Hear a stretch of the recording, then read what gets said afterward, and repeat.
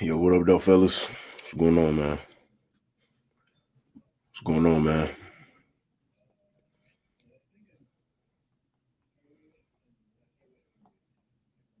What up, though? What up, though? What's the deal? What's the deal, man?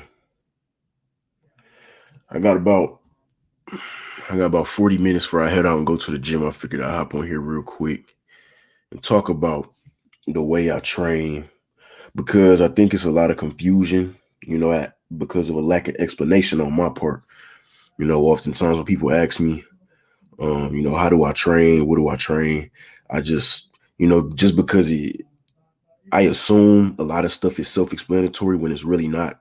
I give a very horrible explanation, so why people ask, how do I train? I'd be like, I train for strength. I train strength movements. When really it's not that simple. What's up, Jonathan? What's up, Jabari? What's up, 1K? 1K Juju. But yeah. So I'm gonna just get some details on the way that I train just to clear up any confusions that I may have caused. What's good, Chaz? What's the word, man? So I know in the past I've told y'all, I just train. No, I don't take creatine. I know I've told y'all I just train movements. I just train for strength. Blase blah. But really it's not that simple with me, you feel me? So most commonly known, you got two things. You got bodybuilding, you have powerlifting. I know I say I train for powerlifting, but really there's a blend that some people partake in called power building, which is the same thing that I do, really. And it's really just when you mix powerlifting and bodybuilding. It's powerlifting, it's a focus on powerlifting with a secondary focus on the aesthetics, the bodybuilding portion. You know what I'm saying? So that's what I do. My primary focus in the gym is capability. It is strength. It is power. It is explosiveness. It is athletic ability, which I'm gonna touch on in a minute because I'm starting some new things with my regimen, starting like this week. Um, but yeah, so my primary focus is my power and my strength. My secondary focus is my look. You feel me? My secondary focus is my aesthetics, my bodybuilding aspect, you could call it. You know what I'm saying? So I do a mix of both, and I blend them together in special ways. You know what I'm saying? What up, Red? I blend them together in special ways. So for an example, right? And I'm gonna explain first because not only does the bodybuilding aspect help with the aesthetics, but it also helps with the lifts. It helps with the lifts. You know what I'm saying? So having for example, having bigger pecs, not only does it look better, but having bigger pecs gives more space for muscle fiber activation, which helps with strength in the bench press. You feel me? Let's say having wider lats is gonna help in the bench press, the deadlift, and the squat because it's gonna help with stability and it's gonna look better. You know what I'm saying? It's gonna do both. So my primary focus is always lifting with the goal to increase my numbers. But in doing that, it also helps the aesthetics. Let's see what's going on in this chat. Would I ever compete? I'm thinking about it, man. I think I would in the future, powerlifting competition. Are power cleans and hang cleans worth it? I've actually just started Olympic movements this week. Literally, I started my first ever day ever trying power cleans was yesterday. Today I'm working on snatches. Are they worth it? It depends on your focus. I mean, if your goal is to be explosive and athletic in the weight room, then you should be power cleaning, hang cleaning, clean and jerking, snatching. You should be doing that on a regular basis if you want to be explosive and athletic. If you're trying to get big and get more muscular, your hangs and your cleans. Your hang cleans, your power cleans are not really gonna get you muscular because of the lack of time under tension, but they will definitely increase your athleticism, your mobility, your proprioception, your kinesthetics, your strength, all of that. You know what I'm saying? So it depends on what you care about. Everybody's purpose is different. So if it's worth it or not, that depends on what you want from them. You know what I'm saying? I just started implementing Olympic movements in my routine. Like I said, I just started yesterday. I'm gonna do some snatches today. I'm just experimenting, man, because you know, to me the coldest of the three, like bodybuilding, powerlifting, Olympic weightlifting, Olympic weightlifting has always been the coldest to me.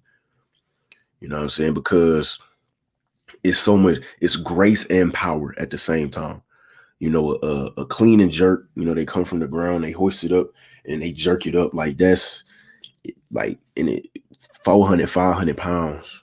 You know, a snatch when they come up and they coming from the squat position, they stand up. You know, that's finesse and power at the same time. Grace and explosiveness at the same time. You feel me? They doing both at the same time, which is crazy. So that's why I'm starting. And because since the like basketball courts are not open, it's about to get cold. So I can't like be running sprints all the time. I need something to keep me athletic. You know what I'm saying? Powerlifting all the time and, you know, bodybuilding training, that's not going to keep me athletic. So I've started implementing these Olympic movements in my routine to keep me athletic while basketball courts and stuff are still closed and it's getting cold. You feel me? So but you're doing more of an athletic training style. You do more compound lifts as to accessories. Yeah. That's why I was saying I train movements, you know, so everything I do is with an effort to increase my deadlift, squat, bench press, and overhead press numbers. So I'm big on compounds. I don't do a lot of isolation movements. You know, I do enough. You know, that's the thing I've been working on is putting more isolation in my routine because isolations are important not only for, you know, working the weak points, but for health. You know what I'm saying? Like, uh, you know, let's say I'm doing a mixed grip deadlift. I don't do mixed grip deadlifts, but say somebody doing mixed grip deadlifts on a deadlift. If they got weak biceps, that's easier to tear a bicep. You know, is they gonna develop more tendonitis in their elbows. You know, you just want to have strong muscles, just for injury purposes. You know what I'm saying? But I'm definitely big on compounds. Your benches, your squats, your deadlifts, overhead press, your barbell rolls, pull-ups, dips, compound movements. That's compound movements are my bread and butter.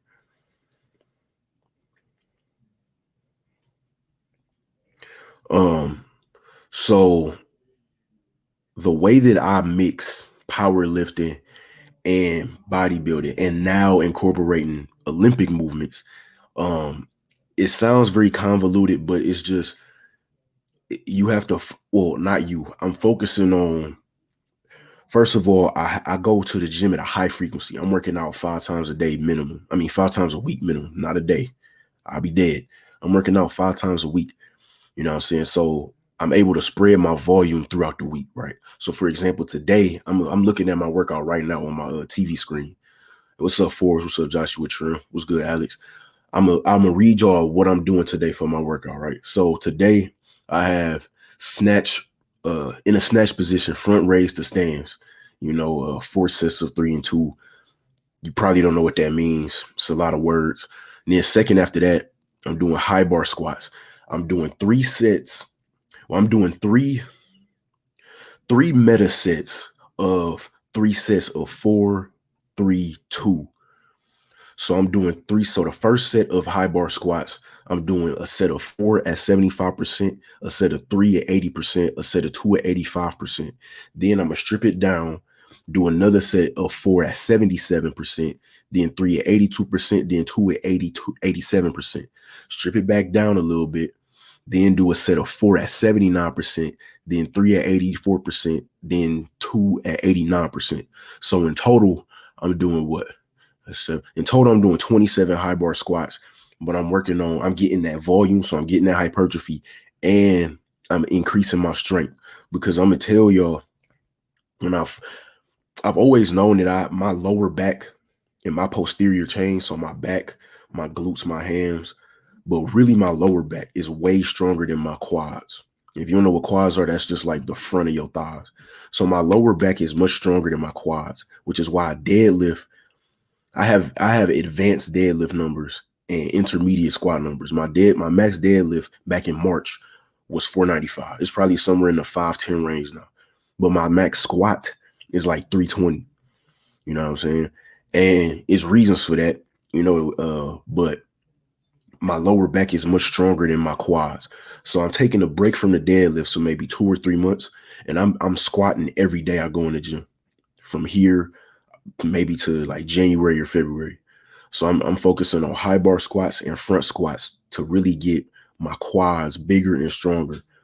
You know what I'm saying? That'll help my deadlift numbers, and that'll help implementing these Olympic lifts. Because yesterday when I was working on power cleans for the first time, all I feel is back. Like my lower back was pumped as hell.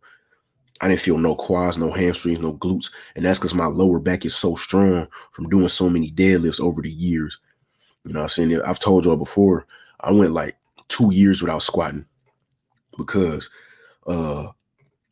first of all, because of my leverages, the squat is just really hard. So, people tend to do more of what they're good at and less of what they're bad at. So I'm good at the deadlift. I was doing a lot of deadlifts. I skipped squatting for 2 years. I just started squatting again really seriously like last year. Last year around this time, I was doing a squat every day program. So I was going to the gym 6 days a week and squatting to a heavy single every day in the gym. Then I got a little bit, I just got better at squatting from doing that. And then leading into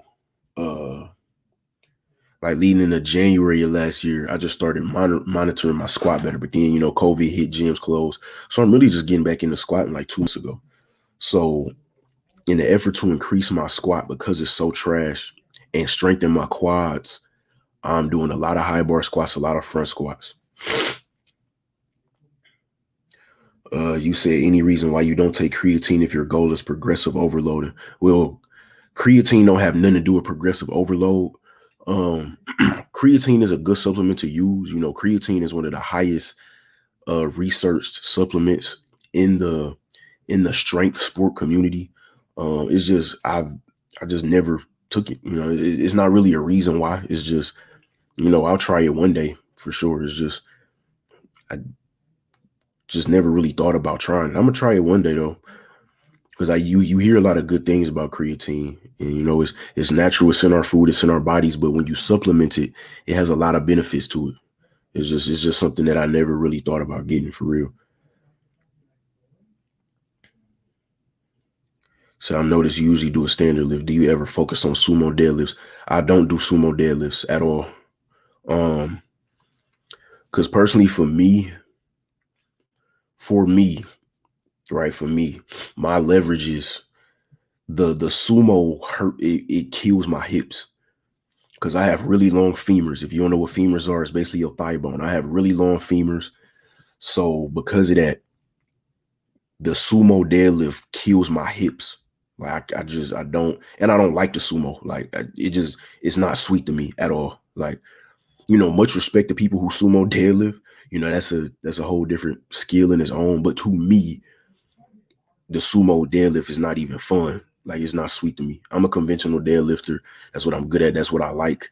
That's what I like to watch. I like to watch people who conventionally deadlift. But sumo deadlifts, they got their places. You know what I'm saying? If you got long arms and short legs and a short body, hit you some sumos. You'll be good at it. And your range of motion only gonna be this big, and you good. You said, do you know if hey yo, that's my nigga Barry right there. You said, do you know if there are any side effects to creatine? There are. It's side effects to everything, but I mean, if you take normal dosages, you'll be straight. And because creatine is a natural, not a nutrient, but is it an amino acid? I don't know what creatine like is scientifically, but it's a naturally occurring. I'm gonna look it up so I don't give y'all some wrong ass information. But creatine is not like something extra that we putting in. Creatine is already present in our body. Creatine is already present in food. So creatine is like taking protein powder.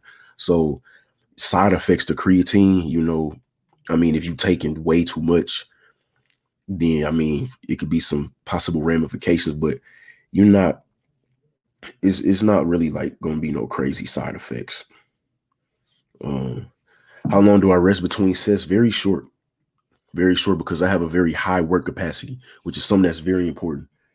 Work capacity, yeah, the enzyme. Yeah, appreciate that, calisthenics king. Creatine is a natural enzyme that our body creates and it's in food. So side effects from creatine, like I said, unless you overdosing, you taking half the canister at once, then you be straight. Creatine looks puffy if you take too much. I've heard that, but I've heard that's only if you don't drink enough. Because with creatine, you have to drink extra water because creatine adds more fluid to the muscle. So if you're not drinking enough water, it's not going to flush that fluid out. So you can look kind of puffy if you don't drink enough water behind it. But how long do I rest between sets? I rest very short between sets because my work capacity is high and I try to keep it there. So normally with like dudes who do powerlifting, like me, they rest, 3 to 5 minutes between a deadlift set, 3 to 5 minutes between a squat set, or 2 to 4 minutes between a bench set. You know, at maximum, I might rest 2 minutes. That's at max. Like if I'm doing, say I'm doing heavy singles, like 95% of my 1 rep max, I might rest 2 minutes between a deadlift set or a squat set. But for the most part, I'm 1 minute, 1 minute, 30 seconds because I try to keep my work capacity very high. And work capacity meaning my ability to work, my ability to perform work like on a constant basis. You know what I'm saying? So like when your work capacity is low, you might finish a deadlift set and be tired as hell, and then you got to rest for 4 minutes. Whereas if you have a high work capacity, you could bang out, a set of triples and rest for a minute or a minute and 30 seconds. Now, is that optimal for strength output? Not necessarily, but it is good for just fitness, making sure that you're fitting in shape and that you're capable of doing work at a high exertion rate.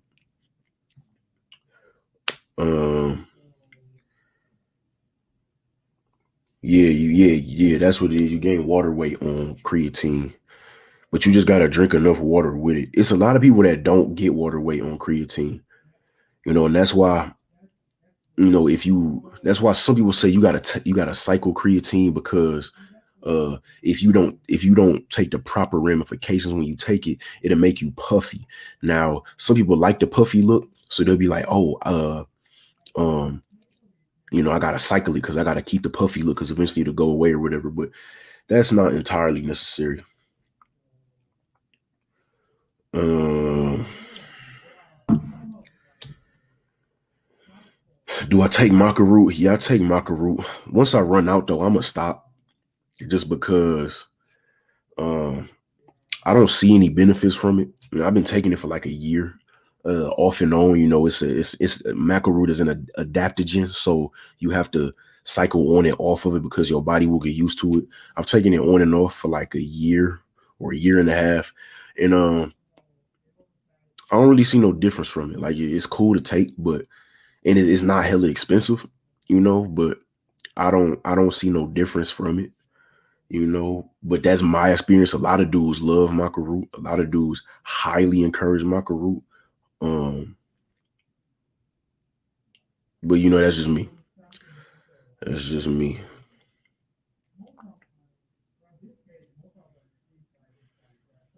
You said, what are my splits like? So my splits are based on movements. So for example, um, for example, I would have a squat day, a squat focus day, a bench press focus day, a deadlift focus day, even though I'm taking a break from the deadlift for a while, and an overhead press focus day.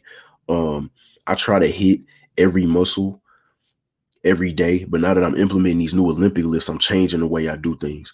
So, for example, what I'm doing now is I do my Olympic lift. Like I said, I'm about to start squatting every day. I do my Olympic warm up. I do my set of squats, high bar, front squat, and then I still have a movement focus. So today would be a squat day, quote unquote. But since I'm squatting every day, What I'm doing after my main movement is I like to work antagonistic muscle groups. So antagonistic meaning basically opposite. So like chest and back, tricep, bicep. You know what I'm saying. So like today, for example, after my set of squats, right? And I like to work certain movement patterns. So like vertical pulls, vertical pushes, and horizontal pulls and horizontal pushes. So today, after my set of squats, right, I'm doing weighted pull-ups, 7 sets of 3. That's a vertical pull, weighted pull-ups. Then after that, I'm gonna follow it with a vertical push, antagonistic. Vertical pull, vertical push. Uh, I'm gonna follow the pull-ups with single arm dumbbell overhead press. I'm following the vertical pull with a vertical push. Then I'm gonna follow that with a horizontal pull. I'm gonna do seated supinated cable rolls. So cable rolls like this, supinated. So that's my horizontal pull, and then I'm gonna follow that with another horizontal press. I'm gonna just do dumbbell bench press, 3 sets of 8. You know what I'm saying? So I like to do antagonistic muscle groups. That's just my way. Antagonistic muscle groups, full body. That's what I prefer. Full body or antagonistic muscle groups. I don't like to just do one muscle group a day. I don't like doing that. So, and like I said, I train with the goal of getting more stronger, more powerful, more explosive. So I'm doing movements to find out weak points, check muscle imbalances, stuff like that. Now I do have usually one day, it'll usually be like a Saturday or a Sunday where I focus on weak points. So that's what you would call like my arm day or my shoulder day, because since my arms are hella long, well, you can't see, but I'm 5'11". I have the wingspan of somebody that's 6'4". I have like the ends of my fingers almost touch my knees. So since my arms are so long, it's hard for my arms to gain mass, gain mass and size. Like I have decent size arms, but like nothing crazy. So like on a Sunday or a Saturday, I'll have what you would call an arm day where, I'm doing my curls, my tricep extensions, tricep pull downs, diamond push-ups, hammer curls, all of that. Or I might have a shoulder day. So where I'm focusing on my side and rear delts, because your front delt gets way more action when you do compounds. So you don't really need to do isolating anterior delt movements. I get enough when I bench press, when I do dumbbell presses, when I do overhead presses. That's all front delt. So I already got big front delts, but I need to isolate my side delts with like lateral raises, loop raises, and I need to isolate my rear delts. You know what I'm saying? So a lot of bent over reverse rows and stuff like that. Let's see. You said can't control your eating. Any tips to stop binges? A tip to stop binging is first and that's a loaded question because it's a lot of things that I could recommend. First, you got to figure out why you binging. Why can't you control your eating? Like that's a question you have to figure out on your own because you're not eating just because you want to eat. You're eating because of something. Maybe you stressed. Maybe you're anxious throughout the day. Another form of stress. There's a reason why you eating too much. So you have to figure out why you're binging.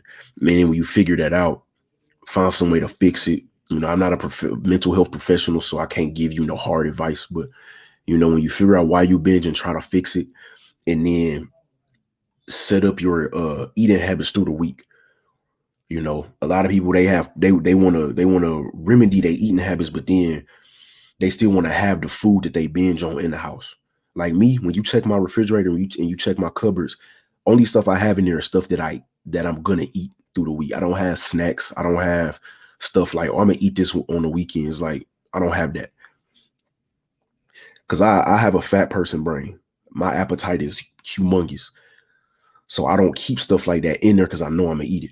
So what do I have? All I have is my foods that I eat in my refrigerator, in my cabinets. You feel me? You said how the cleans go? The cleans were straight, bro. The cleans were straight. Now, like I said, because my lower back is so much stronger than my legs are, my lower back was pumped as hell. Didn't feel anything in my legs. And because I don't have the technique right, like I said, it was my first time ever doing it. Since my technique was garbage, I'm just muscling everything. So like the cleans is barely a clean. Like I clean it up, and then it's like I'm just muscling the whole thing up. You know what I'm saying? So I'm gonna work on it. Get my form down, get my mobility better. But it was straight. I was cleaning like 155. Cleaning 150, which is good. That's actually good.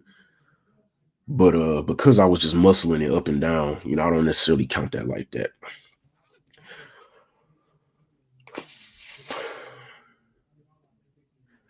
Yeah, the taller you are, the harder it is to fill out. And just your limb length in general. I'm built like a basketball player. I have long arms and very long legs. So gaining mass on my legs is hard. Gaining mass on my arms is difficult. But ironically, I have a short, wide torso. So like gaining mass on my chest, gaining mass and strength on my back, very easy for me. You feel me? Yeah, that's why most bodybuilders be short. Most bodybuilders and powerlifters and Olympic weightlifters, most of them be hella short. Some powerlifters be hella tall because there's a direct correlation to your weight and your strength. So, some of the tall dudes that be hella heavy powerlifting, a lot of them do strongman too. A lot of the strongmen be like 6'8", 6'9". The strongman is a whole different sport. You know what I'm saying? I want to try strongman one day too, though. How much time I got left? I'll dip out in like 15 minutes. What else do I want to talk about, man? Yeah, calves can be a stubborn muscle. I've never worked my calves. I was blessed from my parents to have good calf genetics, but I might start working my calves like once a week just to work on ankle mobility, just to enhance my ability to dorsiflex my ankle. Yeah, some muscles need a different approach. Yeah, certain muscles definitely need a different approach. I talk about this all the time with the back. Like your back, people try to treat your back like it's your arms or your chest. Like, no, your back needs to get abused and beaten and punished because your back is your strongest muscle group of your upper body. Like think about your traps. Like when you see people just doing dumbbell shrugs for slow tempo with 20 or 40-pound dumbbells, like the purpose of your traps is to literally keep your arms from detaching from your body when you hold heavy shit. You can load your traps with so much more weight. Like when I go through phases of doing trap exercises, I'm doing power shrugs with barbell power shrugs. I'm not doing dumbbell shrugs with a 50-pound dumbbell. No, I'm doing power shrugs in a rack, with 315 loaded up, 3 sets of 20, something like that, because your traps are your strongest muscles, bro. Your traps are your strongest muscles, man. Let me check this email real quick. I'm just making sure my gym reservation is 5:15 and not 5 o'clock. Cause 2 days ago, I got it mixed up. So yeah, 5:15. Yeah, so I'm good. What else do I want to talk about before I dip off of here? Tips on how to define your body, lose weight, and start working out. So that's simple, bro. Because what is definition? Definition is just basically cuts.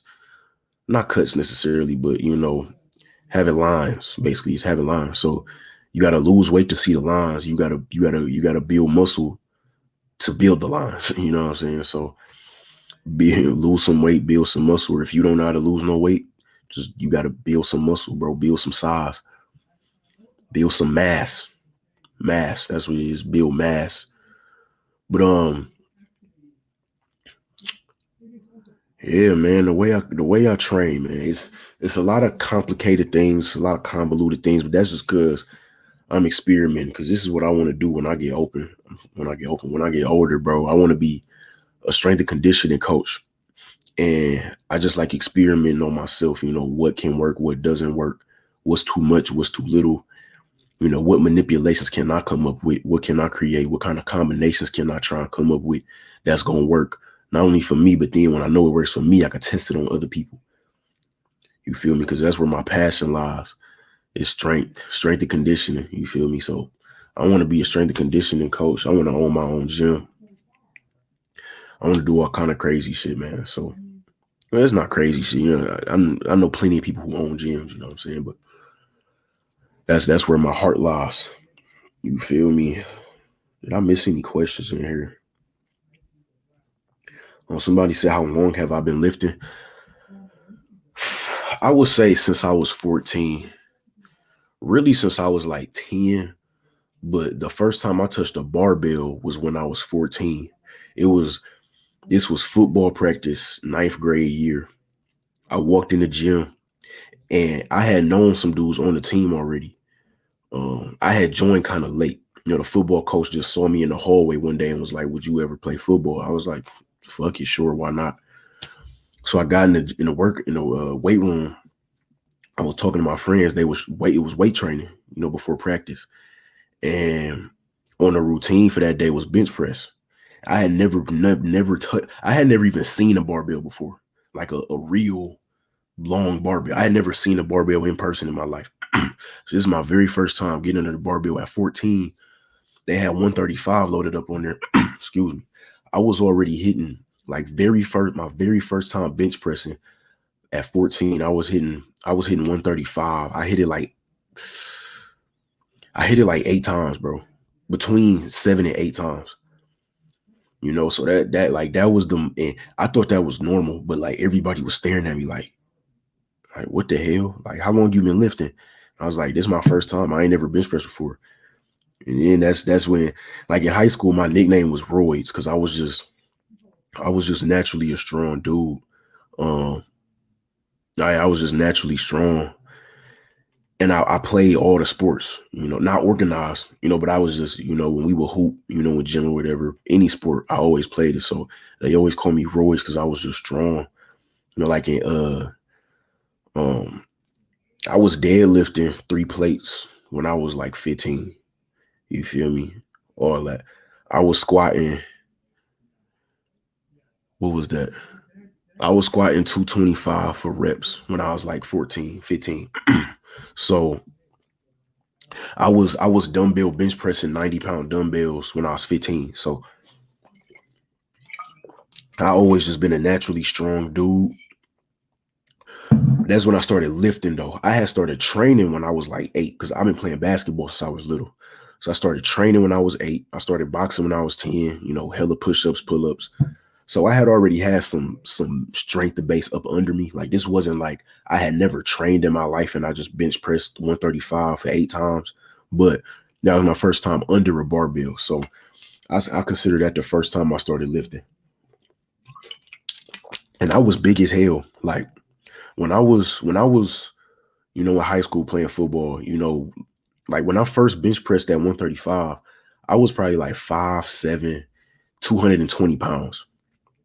Like I was a stocky ass, like husky ass dude. You would say I was very husky, and I was 220 all the way up until I quit football. I lost like 20 pounds, and I finished high school at like 200, and then I got to college. I wanted to mold my body a little bit more, so then I dropped down to 180, and now I'm back at 200, and I stay between like 198 and 205 now. I'm probably like, I don't know. I'm probably like 13 to 15% body fat, something like that. That's my sweet spot right there. Um,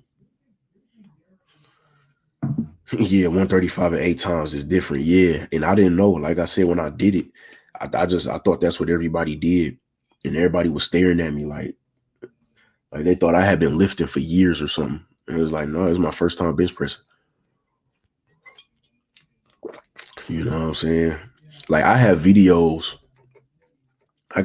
from my senior year of high school of me attempting 315. I got like 2 different videos on that.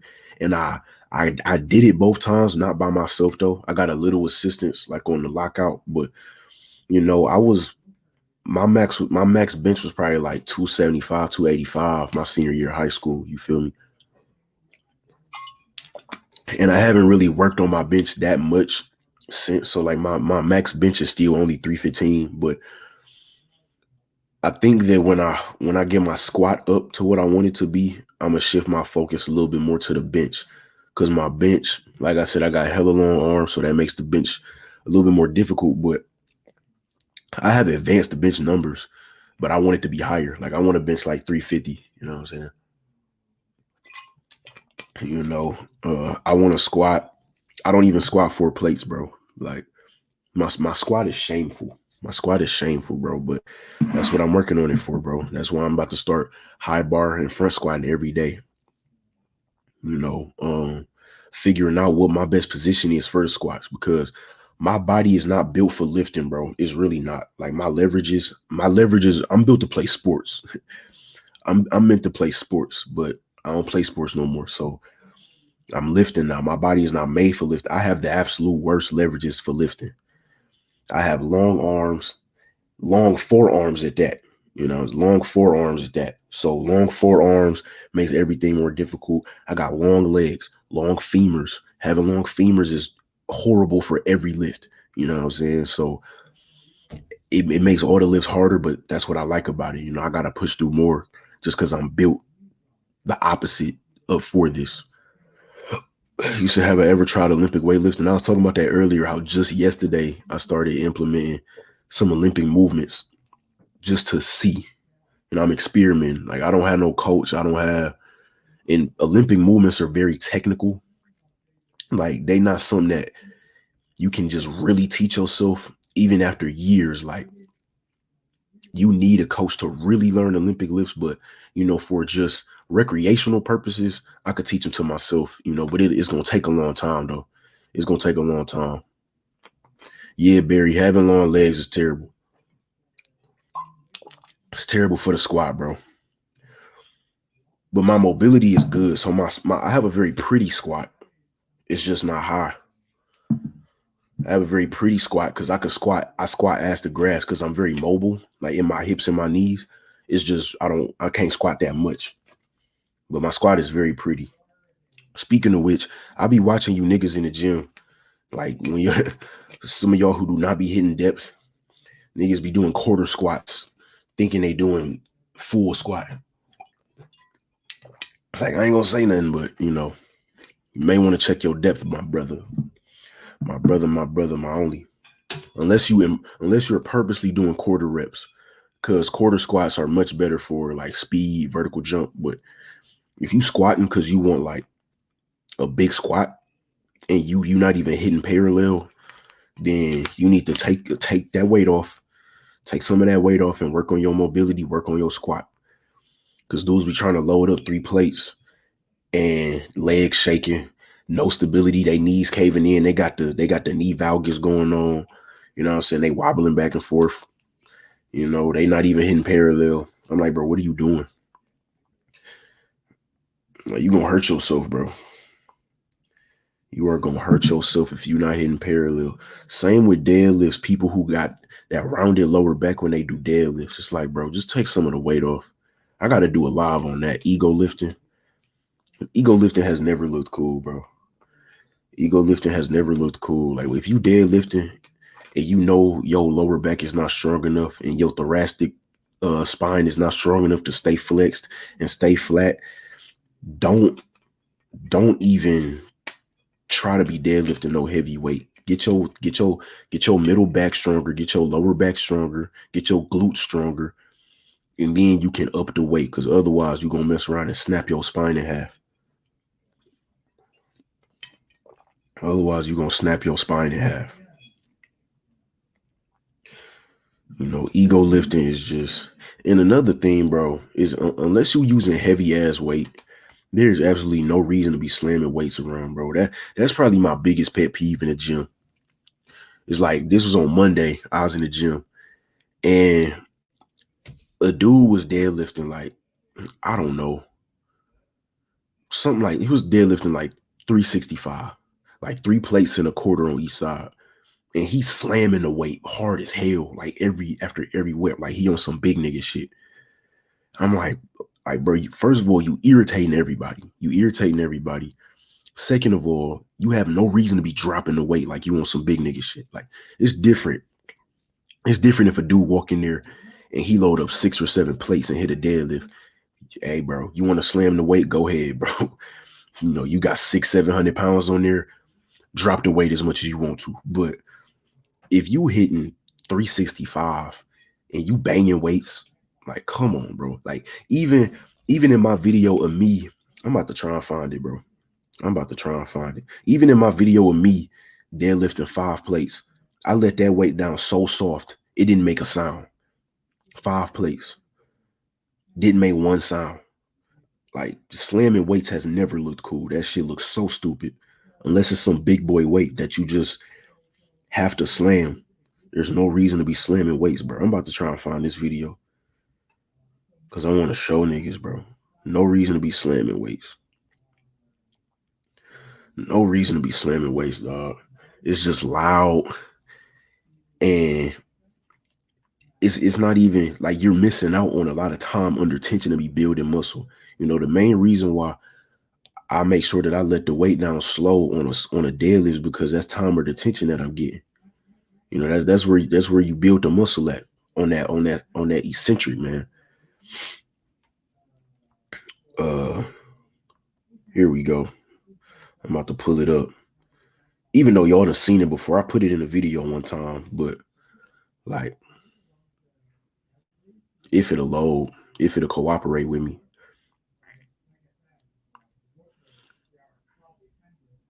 You see on the way up, but see, watch on the way down. I didn't drop it. I let that weight down slow as hell. 5 plates. Now, if you got on 3 plates, it ain't no reason you should be making noise. Do I use straps in the belt? Hell yeah. You said belts are low-key a necessity? No, that's not true. That's not true at all. But do I use straps in the belt? Hell yeah. I love my straps and I love my belt. Do I think it's helpful? Most definitely.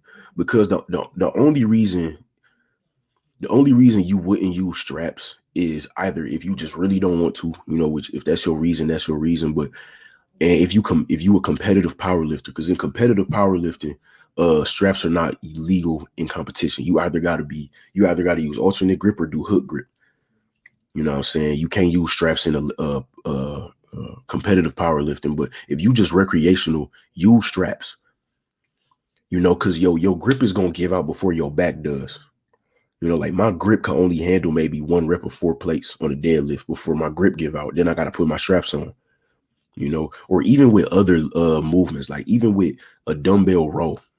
Like a lot of people don't know how to do a dumbbell row. They lifting with all arms, no back. With the straps, you don't have to focus so much on squeezing, and you can contract more with your lats. And because with the straps, you know, you lessen the chances of getting that elbow tendonitis. You know, all that gripping to give you tendonitis in your elbow. And so, you know, and the belt is very helpful if you know how to use it. If you know how to use it, you have to know how to do the Valsalva maneuver for a belt to even make a difference. You know, if you don't know how to properly breathe and brace, then the belt is not going to do nothing, because the belt is so that you can do better what you already should be doing, which is getting as much air in your diaphragm as possible and expanding as much air around your spine to build a hard column. The belt just helps you squeeze more and build more pressure, more of that abdominal pressure. So yeah, the belt is very helpful if you know how to use it, but it's not a necessity by any means. I highly recommend knowing how to breathe and brace properly on heavy weights before you use a belt. What main shoulder workouts do I do? So aside from overhead press, standing dumbbell overhead press, lateral raises, I do Lou raises, which is when it's just a full range of motion lat raise. So, you know, instead of stopping here and going back down, you go all the way up. That hits a lot of side delt, traps, upper back. Them really the only shoulder movements I do for real. What do I recommend a skinny fat person do? So a skinny fat person, I would recommend you lower your calories, get in a caloric deficit, and start weight training. Because when you skinny fat, you have a low muscle, your lean muscle mass is low, but you just got a lot of fat in your stomach. So you could shed the fat and get some muscle on your frame at the same time. So I would recommend you put yourself in a caloric deficit or at maintenance, and then start weight training, bro. Just start weight training. I'm still here for like 2 more minutes and I gotta skate. I gotta skate, man. But more about the belt, more about the straps in the belt. So there's certain thresholds you should hit before you start trying to use a belt and the straps. Unless you have a back injury, where you need to use a belt, then that's different. But if you completely healthy, you need to hit certain strength thresholds before you start trying to use straps in the belt. Like I be seeing dudes deadlifting like 185 pounds with straps. Like, nah, bro, you need to be working on your grip. So you need to be working on your grip strength. Or I be seeing dudes squat like 185 with a belt on. It's like, nah, you need to work on your core strength and work on your breathing and bracing technique before you using a belt. You know what I'm saying? Or like dudes use their belt and they straps on their very first sets. That's not conducive to building overall strength. I only use my straps and my belt on my heavy sets. So like on the deadlift, all my warm-up sets, and there's no belt, no straps. I don't throw the belt on. I throw the straps on before my belt, actually. I throw the straps on at like 405. And then I don't throw the belt on until I hit maybe 425. Then that's when I put the belt on. You know what I'm saying? I'm not putting the belt on when I'm deadlifting 225. Or I'm not putting the straps on at 315. That's unnecessary. Unless you're doing something like bent over rows, then the straps come in handy because if you focus too much on squeezing in the arms, you're going to end up pulling with your arms. And then you're not getting no lat contraction. Whereas if you got the straps, you can just you don't have to focus on the grip. You can focus just on pulling and you can get all that lat action. You know what I'm saying? A lot of dudes, when they trying to work on their back, they not hitting back at all. They hitting all arms because they don't know how to pull with their lats. They don't know how to pull with their lats. You know what I'm saying?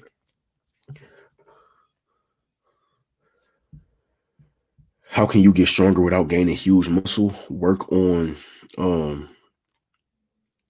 strength instead of building muscle. Like a lot of this stuff is a lot simpler than y'all make it out to be.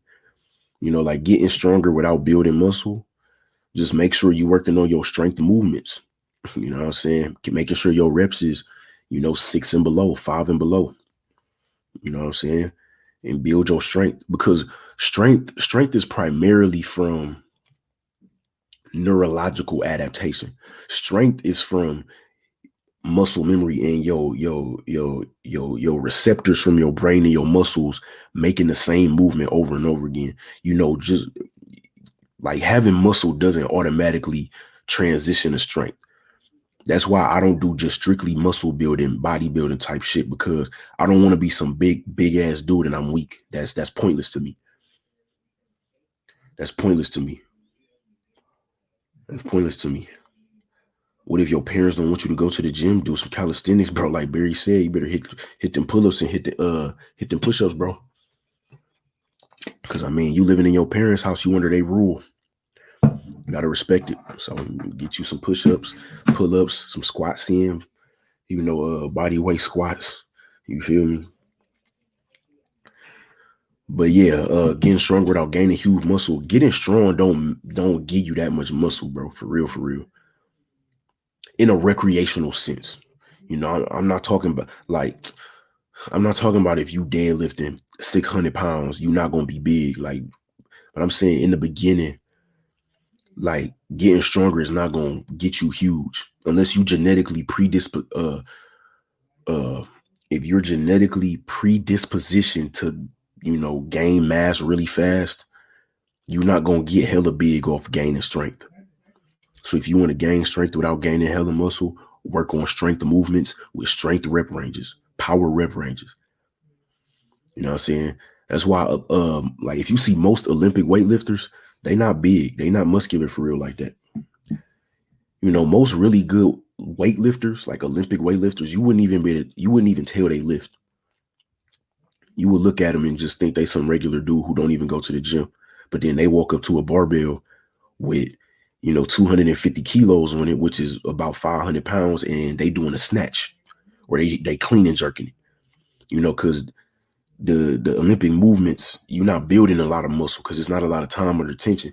You're doing movements, constant movements. That's neurological adaptation. You know what I'm saying? you're repeating the same movements over and over, getting good and getting better and better at the same movements, developing your strength. You're not building muscle like that. So that's why most Olympic weightlifters don't even be big. How do you build muscle on a cheap diet? You eat a lot of calories. It's another thing, bro. It's simple. You just eat a lot of calories, bro, on cheaper food. On cheaper food. You know what I'm saying? A can of tuna has 20 grams of protein in it. $1. A entire can of black beans, 385 calories. $1. You know what I'm saying? Can of peas, $1. You feel me? You get you a bag of apples or some bananas, less than $5. You know, you can get you some whole grain bread, less than $5. You know what I'm saying? It's all about the calories. Now the quality of food is up to you. You know, the quality of food is up to you, and it's about how much food you eat. Man, avocados are expensive as fuck. Depending on the kind of avocado you get and where you get it from. Like at Meyer, bro, in Meyer, avocado is like $1.69 for one. Yeah, oatmeal is another one, bro. You get you 30 servings of Quaker oats for like $2, bro. Yeah. Yeah, it don't gotta be expensive. It can be.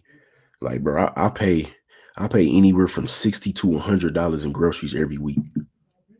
I would say in a month, I spend between $250 and $300 on groceries. Nah, more than that. More than that. No, I say about $250 to $300 on groceries. And like I said, I don't buy like buffer food. I don't buy snacks. I'm not buying sweets. I'm not buying nothing extra. Everything I buy is only food that I eat. You know what I'm saying? So when I'm spending $80 every Sunday on groceries, all of this is food that I eat. You know, I'm not shopping like, oh, I'm gonna eat this one day, I'm gonna eat this next weekend. Oh, I bought this ice cream, I'm gonna eat throughout the weeks. No, it's like I only buy food that I'm going to eat because it's part of my eating regimen, because it's in my fitness pal. You know, so I eat a lot of food. I try to eat higher quality food. You know, now that I'm making a bit more money, I spend a little extra money on, the grass-fed beef or the organic chicken, the organic fruits and vegetables. You feel me? I spend them extra dollars now because I make a little bit more money, but you don't have to do that. It's not really necessary. It's not necessary at all. You feel me? Not necessary at all. But I'm about to hop off of here because I gotta be at the gym by 5:30 or they boot your boy. So don't forget to like the video and subscribe to the channel, man. Peace.